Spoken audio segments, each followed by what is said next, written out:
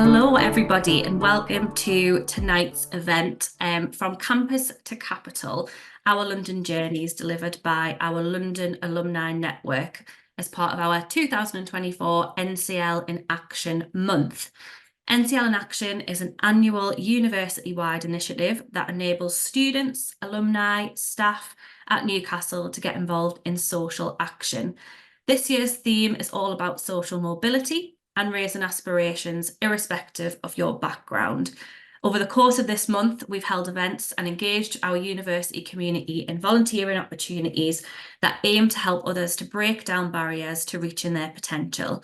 My name's Lily Moore and I'm the Alumni Engagement Manager here at Newcastle, and I'll be the host for today's event. Thank you everybody for joining us this evening.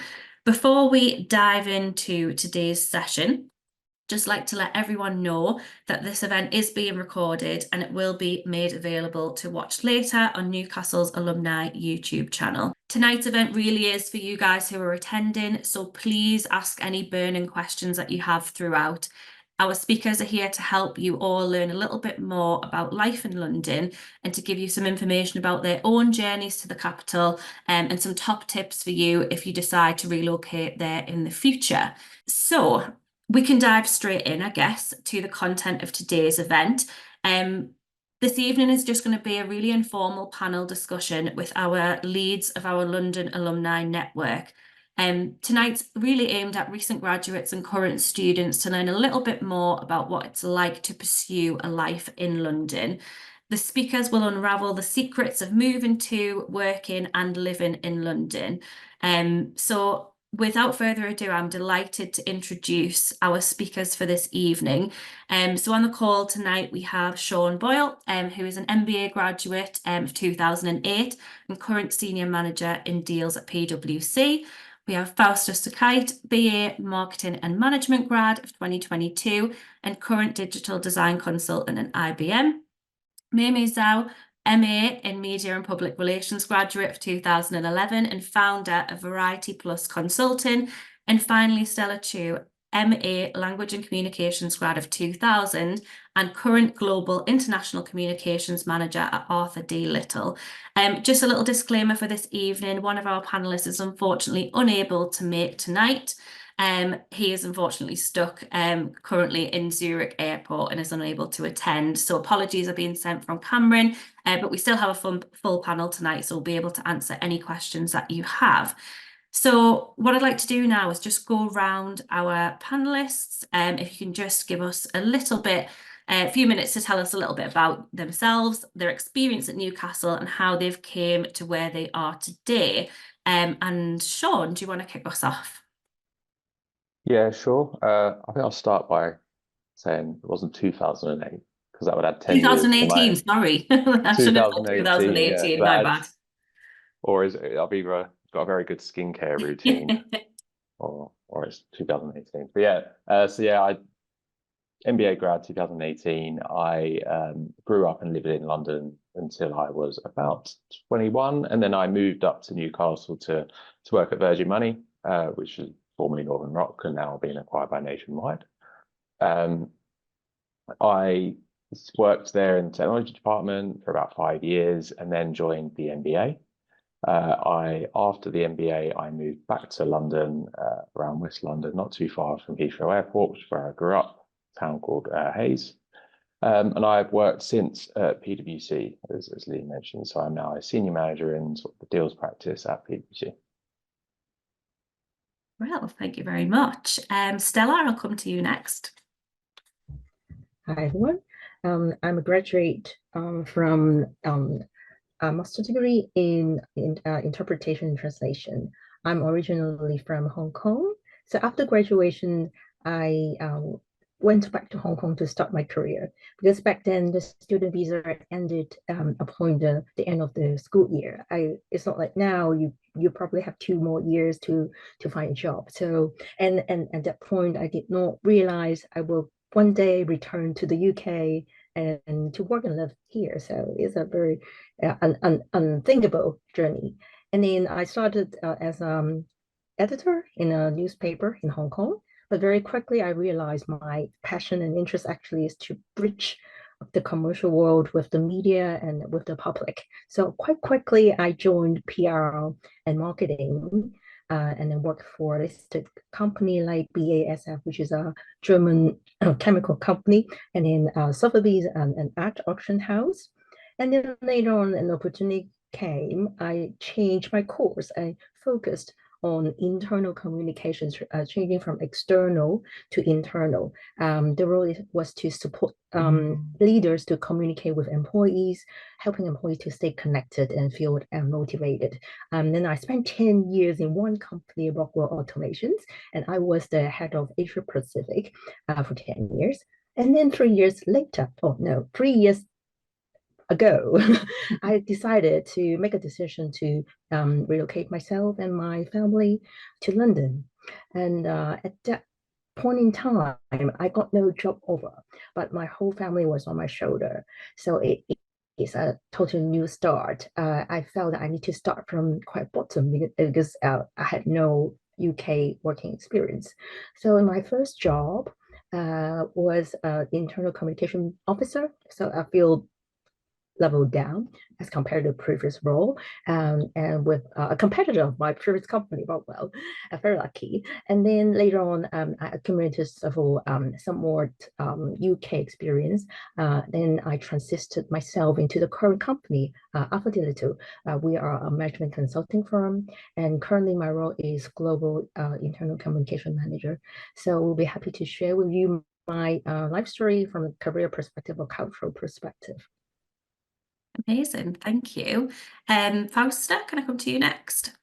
Yep, sure. So yeah, I graduated from marketing and management in 2022 and then traveled a little bit in America and kind of did an exchange program that I could do as a student. I'm originally from Lithuania as well. And then, yes, I lived in London during summers because I had some family here. So I just had that experience, saw how London is, and I completely fell in love with it. And then my dream was to always just work and live here. So after graduating, I moved to London just basically a few months later. And I did, when I was in my kind of university years, I did a lot of internships through the university, and then also found a placement with IBM. So it was like a marketing placement, but then I ended up exploring kind of business design. So I would create illustrations or create websites for businesses. And I kind of really, really liked doing that. And I really wanted to come back to IBM.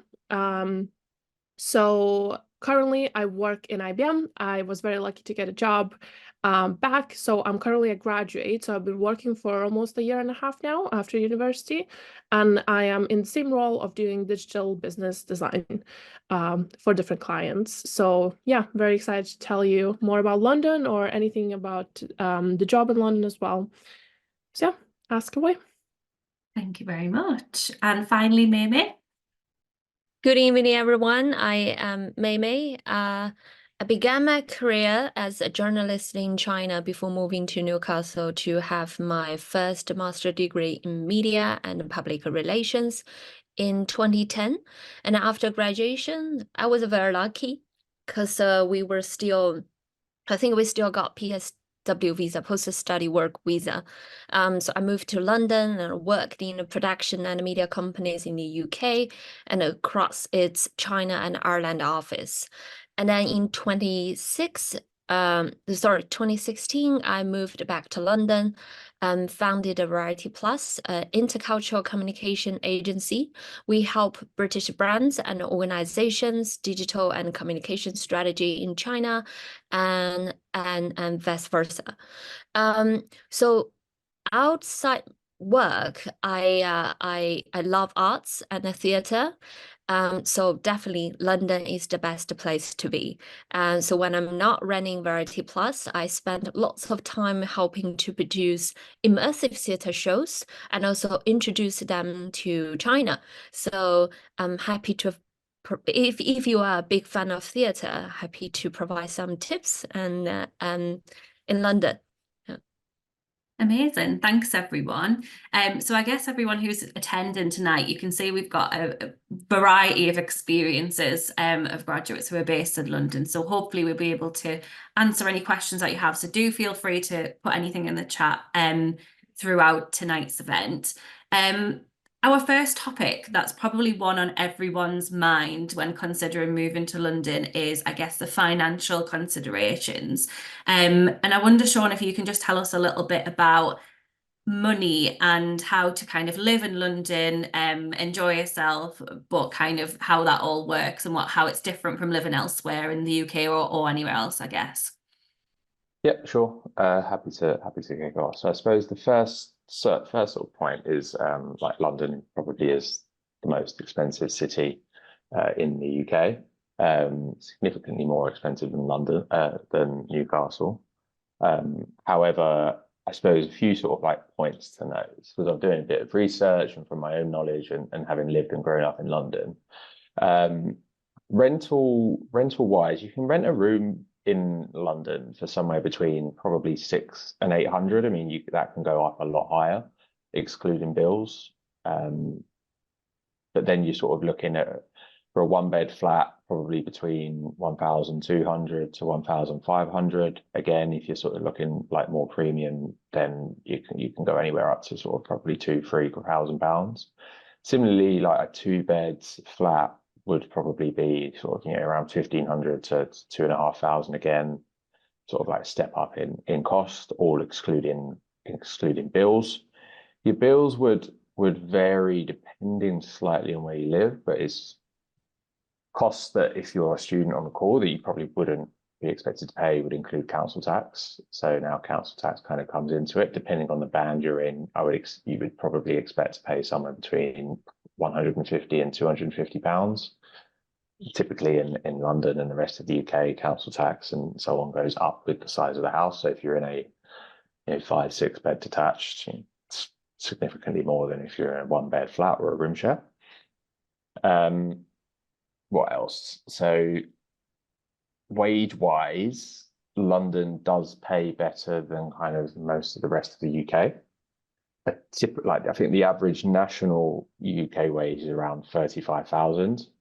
But that would include sort of non-graduates. You would hope that graduates kind of bring a little bit more to the table and therefore are more employable.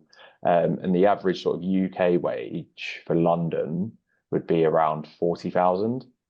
And from my own personal experience and sort of like considering the cost of living now, I'd say to live comfortably, to be able to go out and go to the theatre and drinks and so on, is probably somewhere between 45 and 50,000. To sort of like put that into kind of a benchmark as to what employers pay, particularly sort of like newer grads. I know from like personal experience and being a part of PwC, that PwC would pay graduates somewhere between sort of 45 and 50,000 when they walk into the business. That would vary depending on the type of sort of like work you would do. Like if it's business like PwC, it varies between deals, audit, consulting, and so on. That's a bit on sort of costs, wages, what to live comfortably. In terms of kind of food and drink and going out, I mean, alcoholic beverages, it's probably not too dissimilar to some of the nicer bars down Grey Street, if I'm being completely blunt.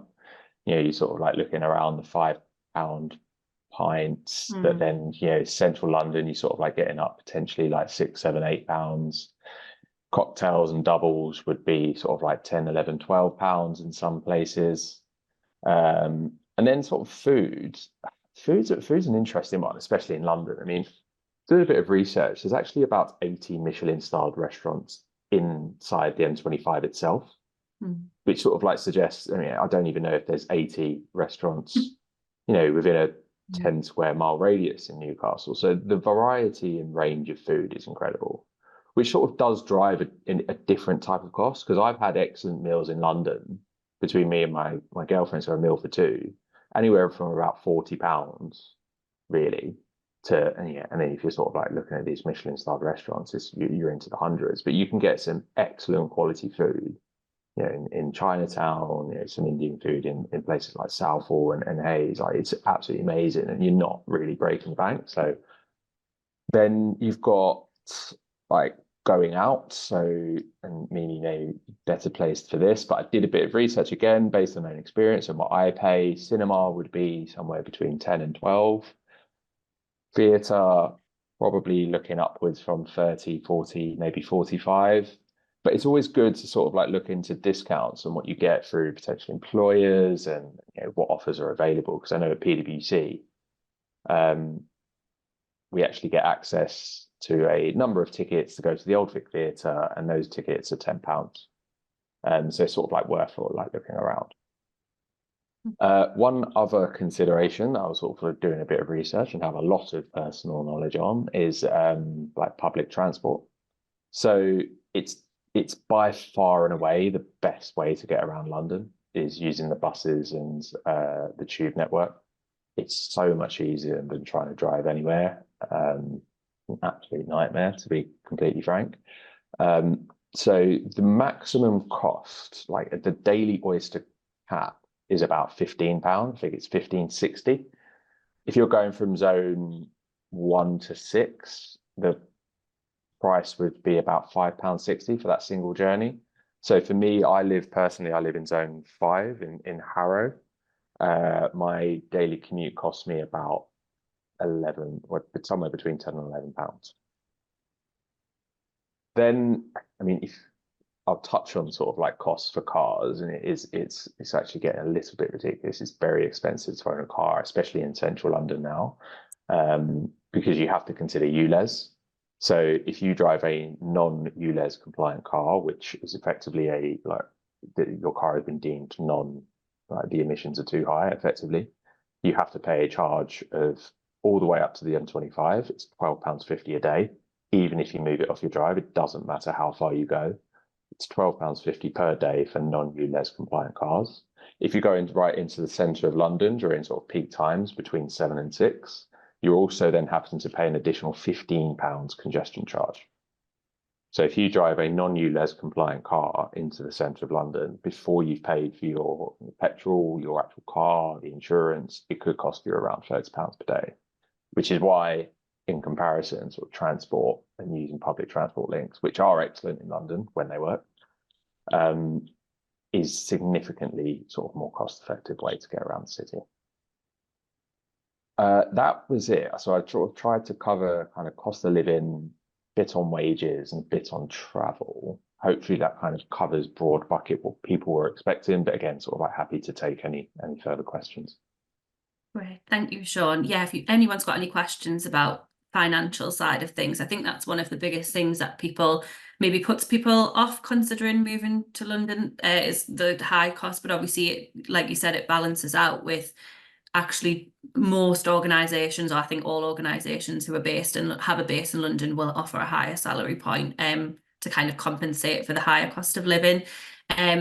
But yeah, I would definitely, I think that's what all the points you've made there are great. I don't know if any of the other panelists want to jump in about anything financial. I'm conscious, Sean, you've obviously born and bred in London, when our other panelists have moved in, and I wonder if there's any tips or any considerations you had around the financial aspect before deciding to move to London.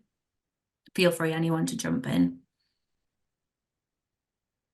I would say that it is expensive for sure. London is one of the most expensive cities to live in the world.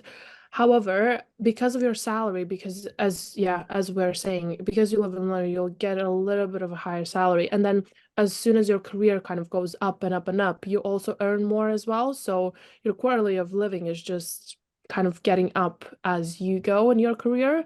So I think you shouldn't think about kind of like, oh, it's so expensive to live in London. Well, with time, you will increase like your kind of circumstances and how you live and how you can spend your time. So I think it's kind of like it's an investment maybe in terms of time. So yeah. Yeah, great. May Stella, anything from you guys? Yeah, just wanted to chip in here. As Sean mentioned, living living in London can be expensive, but what I wanted to say, it doesn't mean like you can't have a social life or you have to compromise a lot of things, because London offers a lot of resources, and for example like museums and galleries, they're all for they're all for free.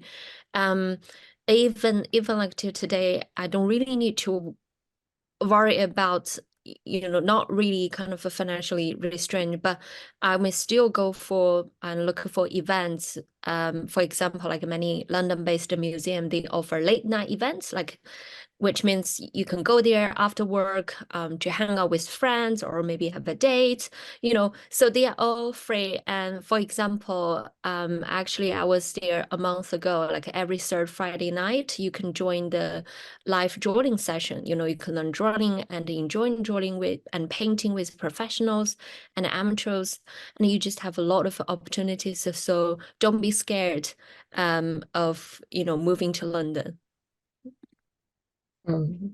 Lily, maybe I can answer the questions. Yes, go for The it. question is about any recommendation on website or apps to find flats. So yeah, I really have to answer. I use the app very often. It's called Right to Move, and the other one is Supla. I'm not sure, probably it's like throughout UK, but these two are very, very useful. You can search by the postcode, or you go to a particular place and search with current location. Then you can sort by like 1 mile, within 3 miles, and then set your budget, the type of property that you're looking for, like 1 bedroom, 2 bedroom. Then they will show you the photos and the all the options. So to me, I find it very, very helpful. Yeah, And spare one more point. rooms also. Go on, sorry. Yes, Sorry, I want to add back to the London high cost, but what I want to say is, London cost of living is higher, but the job opportunities are higher, because there are quite a lot of similar background people like me moving the whole family to the UK from Hong Kong in the recent 3 years. Some of them picked in other city because of the lower cost of living, but I realize I pick London because I find there are many more job opportunities, especially if you are looking for jobs in finance, accounts, marketing. I can't speak for the other industry, but I realize your opportunities are also higher. So, but I'm not saying the cost is low, but opportunity at the same time is higher. Sorry, it's not interrupted you. No, I was going to say, for rooms, spare room is also quite a good resource. But I've always started, like you say, like Rightmove and Zoopla. I suppose one point I would say, and this is how I found my flat when I moved back from Newcastle, is I found it on Zoopla. However, I spoke to the local agent in Harrow, and that's always a good idea, because then they pick up properties that may not yet have made it onto Zoopla. So that in my case, that's actually what happened. So I spoke to a local estate agent because I knew where I was going to live. They only really operate in and around Harrow in the Brent area. So I was actually able to find my flat. I found the flat estate agent via Zoopla, and then the estate agent who I spoke to actually provided me a flat that wasn't yet on Rightmove or Zoopla. So I would always encourage you to do that as well. Great, thank you. We've had another question. I guess we can move on a little bit to talk about housing and the practical tips. And I know, Sean, you've touched on travel, and we'll go into that a bit more detail in a second. But we are getting a lot of questions around sort of locations and kind of finding where to live in London. So one of the questions we had is asking, so do you have any recommendations for areas or neighbourhoods with reasonable commutes for kind of 1 to 2 bed flats? This particular person is a bit unsure about where in London to look when they're making the move. The reason it's a good question, and I would start how much would you be willing to commute? So my sort of rule is I don't want to be on the train really more than 50 or 60 minutes, and then you can kind of draw a bit of a map around London, so where you can get from. And then if you look into where you are, so I live in Harrow, which on a map actually looks quite far away. However, if you look at the Met line, which is the line that I get in central London, that Metropolitan line actually has a fast train that runs through peak hours, and I can get into Zone 1 in about 35 minutes from Harrow. So it's about how much you're willing to commute, and do you want to get the tube, or do you want to be able to cycle, or do you want to be able to run? That will very much dictate where. But I'm a fan of West London, but I've got lots of people that have moved to London that live in South London, around Clapham, Balham area. But yeah, there's lots of like nice areas, but I would start with how much you'd be willing to commute.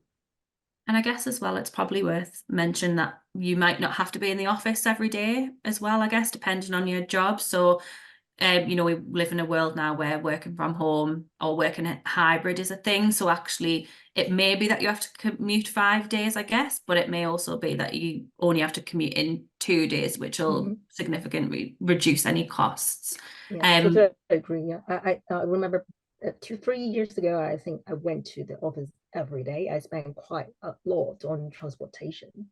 But then when I transited into the current company, I only need to go back to the office for 1 day, maybe not even necessary to be 1 day. So the transportation cost has been massively reduced. Yeah, and also experience I learned from my colleague, which is one of my colleagues, which is the recent conversation we discussed in the office is they're also a young couple, and when they look for flat, and initially they're only looking for like within zone 3 in London and close to the tube station. I think most of their flat landing around 2,200 something like that, and then they realized that if they move down to a bit south, you know, outer London, but still like only 20-30 minutes train to central London, that only costs like 1,600. So you can also try to look at the alternative options, which is, you know, you can take train, go to London city centre, which takes a bit the similar time, same amount of time. So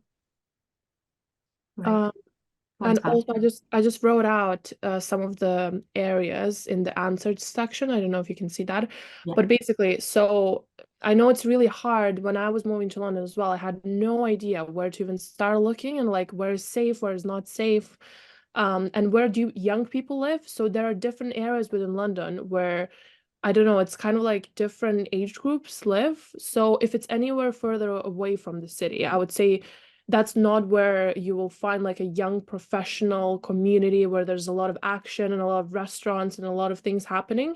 If you're looking for that, you're gonna have to pay a premium price. So those locations are Clapham, Balham, Tooting, and then Hackney is in the east. I wouldn't recommend it necessarily because it's not extremely safe, and also it has difficult connections, but that's one of the up and coming areas now. So I would start looking there, compare prices, and then start looking like around if that's too expensive and if you don't want to spend that money there. But that's, so Clapham, for example, at least in my company, that's where everybody lives around my age. So young professionals, graduates. It has a lot of restaurants, a lot of places. It's really easy to commute to the office because you have like the Northern Line and so on. So that's why people choose it. But you don't have to live in those areas. So yeah, maybe start looking there, and then you're gonna figure out the prices as you go along, and you can definitely find something that is cheaper, or you know, whatever you can afford really. Yeah, great, thank you. So I guess obviously we've mentioned a lot about sort of tips around looking for housing and things like that. Are there any other, I guess, practical tips about living in London? Any other apps you would recommend? I know I've got friends who use apps to try and find out where like the best deals are for food and drink, that sort of thing. Anything like that, or anything not an app that you would sort of give as advice around like practical stuff in London? Maybe I can talk a little bit about how to find your way in London. But before I moved to London, I remember a friend living in London told me you must download City Mapper. Then I thought, I have Google, but then after I downloaded City Mapper, I find it quite really useful and user-friendly. I don't know whether the others agree with me, but yeah, it is quite user-friendly. And then you can see if you just type in a location you want to go, it will show you all possible route, quite similar to Google, but I think the interface are very easy to look at. And then it will show you the price, when the train will arrive, where the ship will arrive, or whether there will be any interruption quite instantly. So that's a very good navigation tool. And so far, I drive, but I never drive within zone 1, 2, 3. I live in the west in zone 3. I will only drive when I go out. So within anything within zone 3, I would recommend, as Zon mentioned, take the tube, and then anywhere you can connect tube and bus, and by walking around on 3 to 10 minutes, I can get to anywhere in the central area of London. So that's my observation.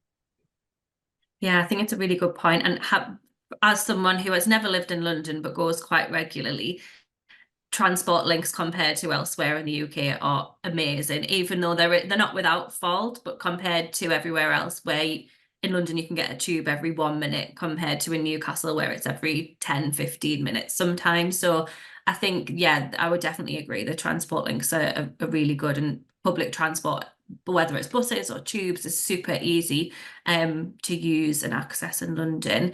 Anyone else want to jump in with any more practical tips about London life?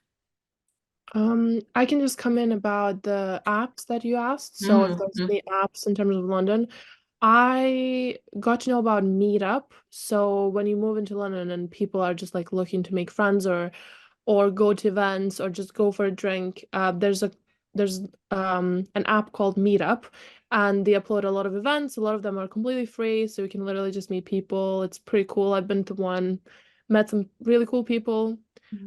So yeah, and in terms of practical tips for London,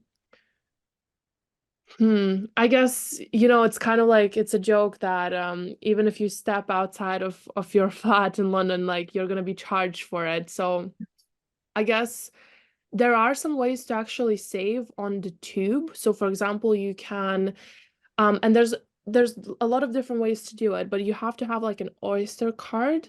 And then once you have that, because you can either pay with your phone or like your card straight away, and then you're just going to be charged. Or you can get an Oyster card, which is kind of like you just infill it with money or a subscription for a month. So for example, if you buy an Oyster subscription for a month, it's cheaper than paying it on the spot. So I live in zone 2, so that makes it cheaper for me per month. So I guess those little tips, which I didn't know when I moved here for the first time, because everybody just taps it with their phone, so like nobody really told me. So you can look into different ones, and you can just Google that and like choose the best option for you, because if you live in zone 5, it's going to be different. So I would say that's my practical tip, just how to save on the tube. And also I know that, for example, my friend, she got a rail card. So then you can save on transport, because you can save like 30% on specific times or something. So there's a lot of things there. Like you can definitely save in terms of those tips, I guess, that I can think of now. To add to the card, about credit card, on the tube, also there will be automatic cap, a daily cap. There will be a maximum amount, how much you spend, even if you like travel back and forth. So that's one good thing. That will cap it. And also there's a maximum amount they charge you for a week as well. So I just use my Apple Wallet, and then I will put my phone there, and then I'll use one of my card. But make sure you stick to the same card, not just the same card, but the same way of using that card. Because if you suddenly you take out this and then you do it, and then next time you use this to do them, then the system will not recognize it as the same means of payment. So this is something I learned by mistake. So just want you to be aware. Yeah. Thank you. I'm going to come back to just a question that's been asked in the Q&A. Just moving away from, I guess, it's still a practical tip, I guess, but it's more about sort of at what time you guys would recommend moving to London, and how viable is it? I know, Faust, you only graduated in 2022, so you've done the move pretty much straight after graduation. So kind of how viable is that? And would you recommend to kind of start your career out in London, fresh from university, or kind of start your career outside of the city, develop some experience, and then look at moving to London at a later date and potentially, you know, on a higher salary or whatever? And I'm happy for whoever wants to jump in on that question. I'm happy to share my experience. I think before my graduation, I actually wanted to go back to China, but then I thought there's a career center, the career service, because the university provides support on how to refine your CV and then train to and train you to take, you know, interview, and there will be someone to help you go through the journey. So I just wanted to have a try back then, and I booked my appointment with Newcastle University, the Career Center. And then I remember there was a portal website where you can find lots of job opportunities and internships, and I also attended a few job fairs. And I think after one or two appointments and trained by the career center, I got an interview opportunity in Manchester. So I actually got that offer. But then I thought if I can get an offer in Newcastle, maybe try to London. So I just moved straight to London, and starting from like sharing a room like with two other people. I think back then the rent was like a 400 something. And then starting from there, I switched my job from one to another, and then everything just, you know, started to get better and thrive. So what I would say, my experience, because I'm always action taker type. So if I decided to move down to London, I did it, and then just followed the path, and then the opportunity followed. So I don't think there's a fixed rule, and my suggestion is you set up the objective for you, and you just go for it. Yeah. I think that's great advice. Thank you. Yeah, Anyone else want to jump yeah. in? And I realized that a lot of jobs, they for example, the current job, also the previous job, both interview were done on online. So probably you can try to find a job first. If you got admitted, yeah, if you got recruited, then you plan to move to London, because it's, yeah, I remember the two job interview, many rounds, but none of them was done in person. I only saw them on the first day when I reported duty. So you might explore opportunity first, secure it first. Fausto, I don't know if you want to speak a bit about your experience. Oh, yes, for sure. Well, it really depends on what you want and what is your lifestyle. I would say that because London is so expensive and you have to pay a lot for your rent and everything, I would say that I always wanted to move to London. So for me, the rent and all the other kind of price tags, they don't really, like, I'm willing to pay that price because you know, I just love living here, and honestly, like, I would pay even more, you know, just to be here. So if you are the type of person that wants to move and wants to experience something new, I think you will have a good experience. So I think it really depends on your attitude. And some people maybe like living in smaller cities, and you know, you'll be just happier there to maybe have more nature or things like that. However, saying that, in terms of career, my completely personal advice would be to move straight away. I think with London, this is why people move to London, to build your career, because you have so many opportunities to meet people who, you know, maybe work in different fields that you maybe want to move into one day, and you can meet those people in networking events, and then you can just get to know what people do. I think you explore your career field so much more than if you would stay living in the same city that you've been living for quite a while. So I guess the biggest benefit of London is that obviously it's how much you go and you try to make your career happen and take it to the next level. like May said, you know, you have to be an action taker yourself. But I would definitely say that London is the place if you want to build your career and you're an action taker.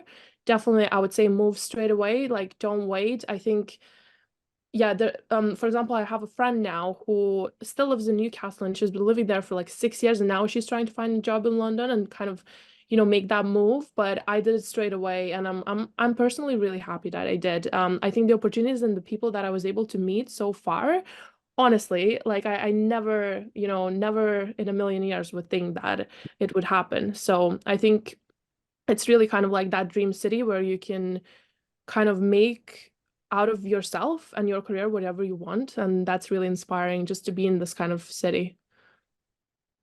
Right. Sean, I don't know if you've got any more thoughts to add, being born and bred in London. So I started my career outside of London, and that was good for me because it meant I got to sort of like experience and see a new city. So it's sort of like the inverse. I suppose my advice would be always go to the opportunity you're more attracted to, because then you're probably going to put more effort and time into what you actually want to achieve in your career, and the location you are kind of becomes secondary to that. Because that is sort of how I ended up in Newcastle. I had an opportunity at a relatively large bank in London and a similar opportunity at Virgin Money in Newcastle. At the time, Virgin Money was much more attractive to go to because it was a smaller business. It was recently come out of like the situation with Northern Rock, so it was very much kind of I like the scope of what I was able to do as a sort of like graduate was much broader than if I was going into a much more established bank, and that was and that's why I chose to go to Newcastle and Virgin Money at the time. So it's more, I was more focused on the opportunity versus the location. Mm. Brilliant, thank you. I'm conscious of time, and we've got sort of 15 minutes left, and I don't want to not touch on, I guess, all of the good experience that London offers outside of working life. So I just want to touch a little bit on life in London in general. Obviously, maybe you chatted a little bit about theatre and things like that sort of thing earlier on. So I guess I'd just like all panelists to tell us a little bit about what you like doing in London, that's sort of extracurricular, and just give us a bit of insight into kind of the things that you can do outside of work if you are living there. Yeah, sure. I'm happy to start. I've lived in London 12 years now, more than 12 years now, and then actually making friends only really began when I started making time for myself and for my interest, and not just for work. Because I totally understand some people, they don't want to make friends by starting from their, working fellows. I think London definitely offers a lot of opportunities. Again, back to my own experience. For example, outside work, I'm a big fan of theater, not just going to the theater, watching the show, but also there are a lot of shows and events. They have this opportunity, something like behind the scene workshop or meet the producer events. So I went to a few events like 5-6 years ago, and I got to know some people from the industry, and I managed to work with them eventually and produce some shows as my passion projects. So this is, my experience. And also as Foster said, I used Meetup a lot, and actually one of my colleagues, and she said every summertime she used Meetup to join there's a boxing group, morning boxing groups in the Hyde Park. That sounds very exciting. I've never tried it, but it sounds very tempting. And also, I'm not sure today how many of you, how many of the audience are international students, or particularly from China. I can't speak for students from other nations, but I would say from my experience, there are a lot of activity groups or social groups based on Chinese social media, for example, like WeChat groups, social media Red, where you can find people looking for friends hang out, where you can see their backgrounds. They are like not total strangers. And then also you can see where they are reselling or gifting their secondhand furnitures or specific home electronic stuff. And for example, like I was looking for a specific soya milk making machine, and I know if I can find a Chinese community, online community, they definitely have something like that, and I managed to find it. So I would say since I moved to London, I found it's more accessible to join the community of my own culture. But I would also see that you will find it to make friends in your own community very easily, but do not stay in that comfort zone. I would strongly recommend you to keep an open mind and make friends with local and international, people from local and international with international backgrounds, because that will help you immerse yourself in the culture and fit in the life better.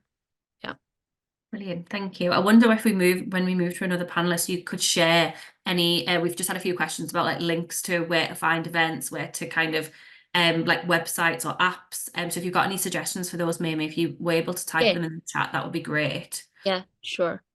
Shall I tap or answer the question? It's up to you. If you want to answer it, then that's fine. We can put them in the chat. So for me, I'm trying to minimize the apps I use, but there are a few I do use quite often. For example, Today Tix.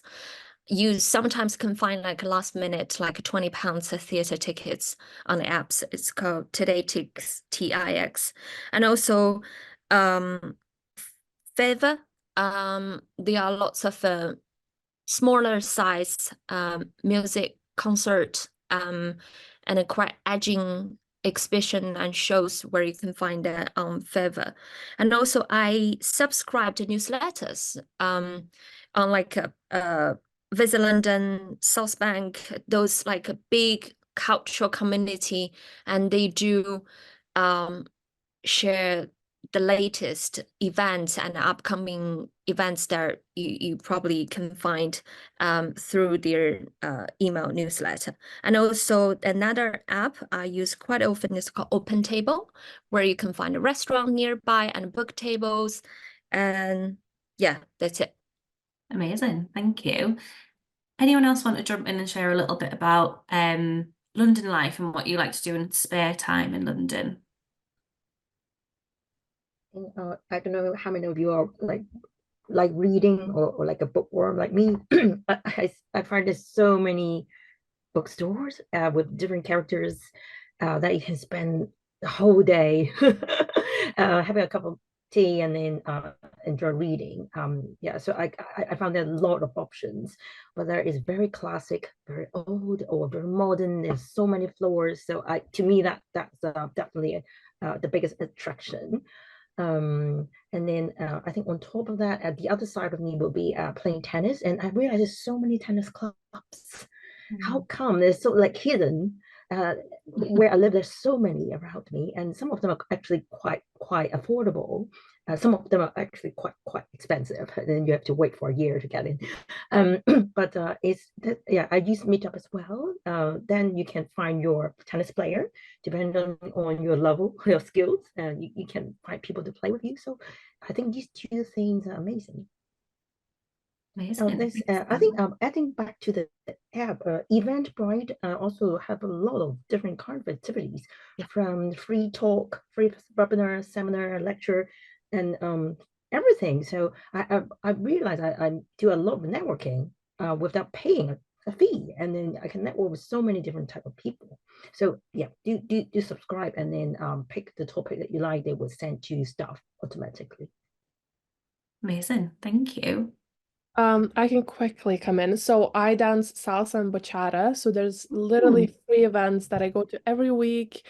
It's my favorite thing in the world. It's honestly amazing. There's such a community in London, so many dancers. So if you do dance, you can literally go to workshops and so on. It's really fun. I would say another thing there are so many networking events that you can do. So for example, even you can go to Google offices and they will show you their latest AI. I work in tech, so that is really important to just go to events and like be up to date. So maybe that's why I kind of have to be in that. But also, you know, you can find people there, so it's really fun. So I guess how I say in London, what you can literally type in, you can even make up a hobby. If you type it in and then you type London next to it, I'm sure you're going to be able to find it. So you can even start, you know, a new life here and try different hobbies as well in your free time. So honestly, like anything is not of a limit really here. Amazing. Sean? I think most of it is covered. I was actually just taking notes on some of what everyone else was saying. I suppose growing up in London, I played football, so I played sort of like local football clubs. It's actually incredible the number of like local clubs at all varying types of levels. So it's definitely worth, if you're into football, like checking that out. Outside of that, I do a bit of running now, as like running, like there's park runs in almost every park in and around London, probably similar to Newcastle. There's so many. And then there's pretty much a running event, like an actual race, almost every weekend. I'm doing the Hampton Court half marathon on Sunday, and that's in and around like Richmond Park, and finishes in Hampton Court Palace, which is pretty good.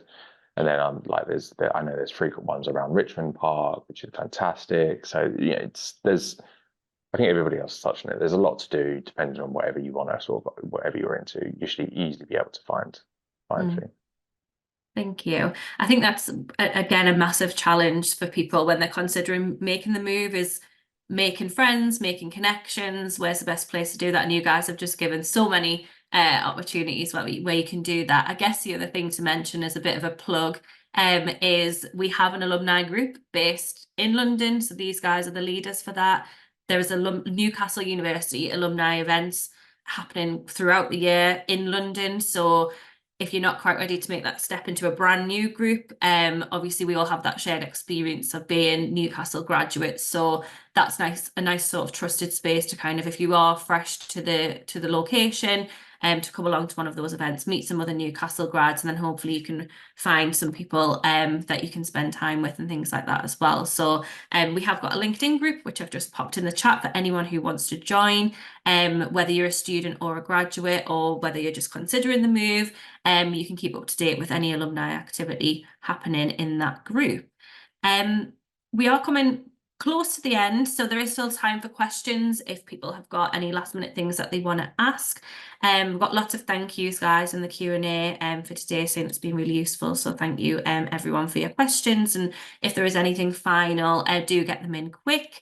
I'd just like to kind of, I guess, round up today's session with just asking our speakers to just give me what is your favorite thing about living in London? And it can be a quick one-liner, or it can be a bit more info, just to round off the day. Why should you move to London? Why is it the best place to live, in your opinion? There's just so much to do. There's just so much to do. Yeah, I would say definitely the ability to both excel your career and then have an amazing social life. And that's why it's really, really busy. But life here is just amazing. At least I'm really enjoying it. Maybe I can speak for, oh, sorry. Go ahead, Stella. Oh, sorry, Mimi. I think, yeah, similar to Mimi, as a Chinese, Hong Kong Chinese, I feel that London is such a melting pot with all the diverse culture, people from really all walks of life. I don't feel like a foreigner. I don't feel being excluded. What I want to say is, in my first job, I thought I saw myself as a foreigner, but then I realized actually no one look at me like that. It's just me. And then yeah, people here with different accents, so no one really cares. So I find this place highly diverse and inclusive. So that's one thing I want to share.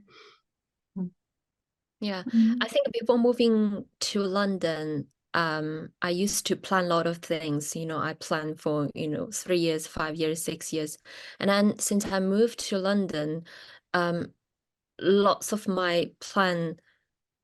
I tend to not to make plan because London always surprise you, and then at least my own experience and where I was like 10 years ago and where I am. And I think as I said, I love saying like living in London 30 is the new 20, because it just gives you a lot of opportunity, surprise, makes you feel more energetic, and then make you feel like you can do a lot of things. And yeah, so good luck to everyone if you plan to move to London. Amazing. Thank you, everyone. Thank you, all of our speakers. It doesn't look like we've got any final questions, although I'm going to do a quick check. So if no one's got any final questions, I will use the last kind of 3 to 2 minutes to just wrap up today. Just want to say a massive thank you to Sean, May, Fausta, and Stella for being with us this evening, sharing their experience, being candid, being honest. I hope that everyone who's attended has found it useful. Like I say, we do have an alumni group based in London, so if you are considering the move, do keep in touch with what's going on with our events and things like that. We do obviously thank you so much for everyone who's attended and wherever you've joined us from in the world. Please always get in touch if you want to find a little bit more out about the alumni community at Newcastle, not just our London group, but we've got groups around the world. We've got one in Newcastle and globally as well. So do get in touch if you have any questions about that specifically. And that's pretty much us for today. Just a massive thank you again to everyone who's attended, to our speakers. And we hope to see you all at a future event soon. Thanks, everyone. Thank you. Bye. Cheers. Bye. Bye. Bye.